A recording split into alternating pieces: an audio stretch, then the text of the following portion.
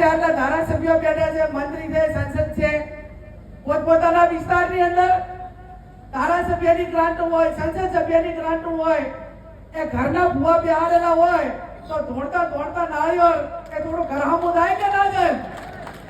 આજે હું સંસદ સભ્ય છું તો બનાસકાંઠાની અંદર વધારે ના કરી તો મને 5 કરોડ ફંડ મળે છે તો એમાં વરે 1 કરોડ રૂપિયા તો સમાજના શિક્ષણમાં આપી દઉં કે ના આપી દઉં? તો કમસે કમ 5 વર્ષે તો 5 કરોડ રૂપિયાની તો સમાજને મદદ થાય કે ના થાય? આ વિચાર એ સમાજ માટે અને ચૂંટાણા પછી એનું પાલન કરીને એ પૈકીનું વર્તન કરીને કામ કરવું એ અમારા સૌના માટેની એક જવાબદારી છે. અને એ પૈકીનું કામ એ શિક્ષણનું હોય, સમૂહ લગ્નનું હોય, સમાજની એકતાનું હોય, વ્યસન મુક્તિનું હોય. આ વ્યસન મુક્તિ માટે કરીને મેં અગાઉ કીધું એ પ્રમાણે કે ખાલી 12 મહિના 6 મહિના એ આખે સમાજે એમ નક્કી કર્યું હતું ને કે પગ ઘસીને મરી જવું છે પણ દારૂ નથી પીવું. તો સવારે 7 વાગે તેને દારૂ વગર નતું ચાલતું ને ઈયાણીએ નાખી દીધું. સમાજનો આદેશ થયો હતો કે મારે સમાજ ભેગું રહેવું છે. અને હું આ જાહેર સ્ટેજ ઉપર કહું છું કે કોઈ પણ શરૂઆત જે સુધારા કરવાના હોય, સમાજના રીત રિવાજો માટેની વાત હોય, એ આગલી વાઢો તો લોહી નીકળશે. બાકી તમે એમ કહેતા હોય કે તમને કોઈ વહીવટી તંત્ર આવીને મદદ કરે, કોઈ તમને બીજા આવીને મદદ કરે, તો એ વસ્તુ તમારે ખાલી વિચારને આઝાદ રાખવાની છે. આ સમાજે નક્કી કર્યું તો 1 કે 12 મહિનાની અંદર આખા ગુજરાતની અંદર દારૂ બંધ થયું. ગામડા ગામડા એની કમિટીઓ બની. ગામમાં દારૂ પાડે કે કોઈ પીએ તો એનો દંડ નક્કી કર્યો તો લાખો રૂપિયા ગામોની અંદર ભેગા થયા હતા. એ જો ગામે નક્કી કરે, સમાજ નક્કી કરે અને જો એ પ્રમાણેનું વાતાવરણ થાય તો એ હિસાબે આજે લાખો કરોડો રૂપિયાનો સમાજને ફાયદો થયો તો કે નતો થયો? એટલી શાંતિ થઈ હતી.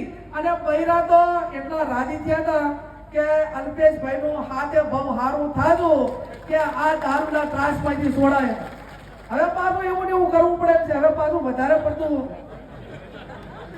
અત્યારે મારું બેટું હોનું સાથી મોઘું એટલું થયું એની હાથે હાથે મારે કોઈ વહીવટી તંત્રની વાત નથી કરવી, પણ જ્યાં સુધી તમે કોઈ પણ વસ્તુ કુરિવાજો હોય, વ્યસન હોય કે કોઈ પણ પ્રકાર હોય, મેં અગાઉ કીધું એમ કે જાતે મનથી નક્કી કરવું પડશે, સમાજે નક્કી કરવું પડશે, આગેવાનોએ નક્કી કરવું પડશે.